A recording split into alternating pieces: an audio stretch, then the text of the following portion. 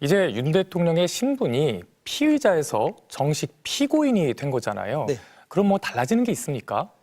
네, 일단 다른 곳으로 옮기는 거는 아니고요. 검찰 구속 기소로 윤 대통령은 피의자에서 피고인이 됐지만 서울구치소에서 그대로 설을 맡게 됩니다. 미결 수용자 신분에는 변화가 없기 때문인데요. 처우도 달라지지 않을 걸로 보입니다. 윤 대통령은 현재 접견 금지 조치와 서신 수발신 금지 조치가 해제돼 있긴 합니다. 그래서 변호인 외에도 가족 등을 접견하거나 서신을 받을 수 있는 상태인데요. 다만 설 연휴 등 공휴일에는 재소자들의 접견이 제한되는 데다가 당장 윤 대통령이 김건희 여사 등 가족을 면회할 가능성은 작아 보입니다. 네. 그럼 언제까지 이 구속 상태가 유지가 되는 거죠?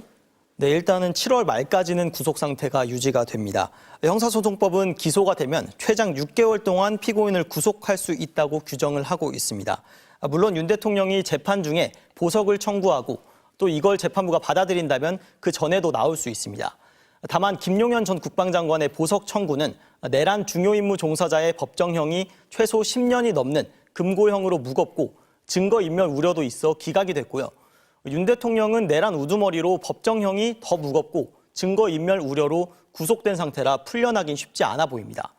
1심 결과가 구속기간인 6개월 안에 안 나오면 풀려날 수도 있는데요. 이런 점을 고려해 재판부가 재판을 빨리 진행할 가능성이 높습니다. 검찰은 윤 대통령을 조사 한번 못했지만 내부에서는 혐의 입증과 공소 유지에 자신감이 감지가 됩니다.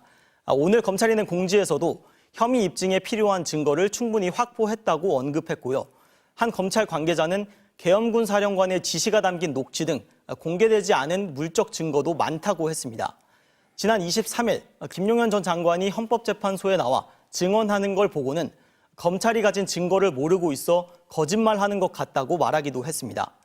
검찰 특별수사본부는 또 설 연휴 직전 국방부 조사본부를 이틀에 걸쳐 압수수색하기도 했는데요.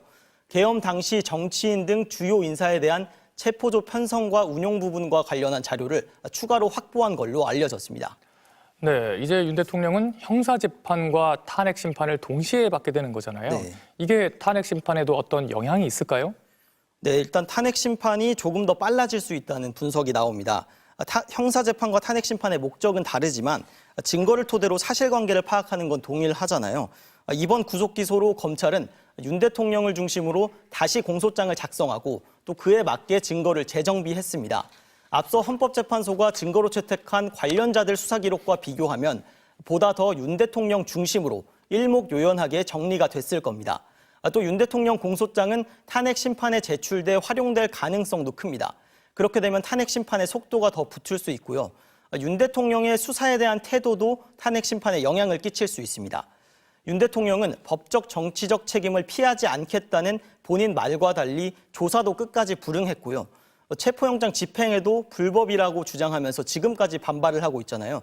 헌법재판소는 박근혜 전 대통령 탄핵 심판 때 수사기관 출석 요구에 계속 불응한 점을 파면 근거 중 하나로 언급하기도 했습니다.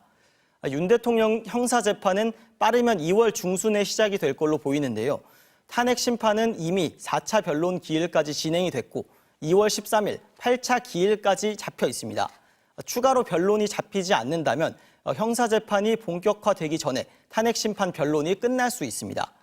윤 대통령 측이 형사재판 출석을 이유로 탄핵심판 일정을 늦춰달라고 할 수도 없을 테니 그런 점에서 탄핵심판의 내란죄 재판이 미칠 영향은 적을 것 같습니다. 네, 김상훈 기자 잘 들었습니다.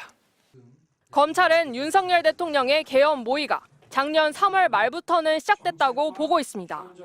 윤 대통령이 당시 서울 삼청동 안가에서 김용현 당시 경호처장, 신원식 국방장관, 조태용 국정원장 등에게 시국이 걱정된다며 비상대권을 통해 헤쳐나가겠다고 말했다는 겁니다.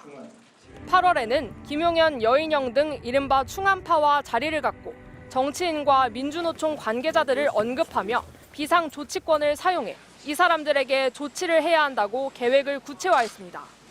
11월부터는 윤 대통령이 계엄 준비를 본격화했다는 게 검찰 판단입니다. 김용현 전 장관은 11월 30일 계엄령을 발령해 국회를 확보하고 선관위의 전산 자료를 확보해야 한다고 언급했습니다. 계엄 이틀 전인 12월 1일엔 윤 대통령이 김 전 장관에게 계엄 선포문, 대국민 담화, 포고령 초안을 보고받았고 개엄 하루 전 이를 승인했습니다. 윤 대통령 측은 모두 김 전 장관이 작성했다는 입장이지만 최종 승인권자로서 책임은 피하기 힘들 것으로 보입니다. 집행 가능성은 없지만 이게 상해법규에도 위배되고 내용이 구체적이질 않아서 집행 가능성도 없는 거지만 뭐 그냥 놔둡시다라고 말씀을 드리고 그냥 놔뒀는데 뭐 기억이 혹시 나십니까? 윤 대통령 측은 이번 계엄이 국회 폐악질에 대해 국민한테 경종을 울리는 차원으로 법적으로 문제없고 대통령의 통치행위라 사법심사 대상도 아니라고 주장합니다. 하지만 검찰은 윤 대통령이 위헌 위법한 계엄령 선포로 무장한 군과 경찰을 동원해 국회를 봉쇄하고 주요 정치인과 선관위 직원을 영장 없이 체포하려 했다고 판단했습니다. 국헌 문란을 목적으로 폭동을 일으킨 내란죄가 맞다는 겁니다. MBC 뉴스 이지은입니다.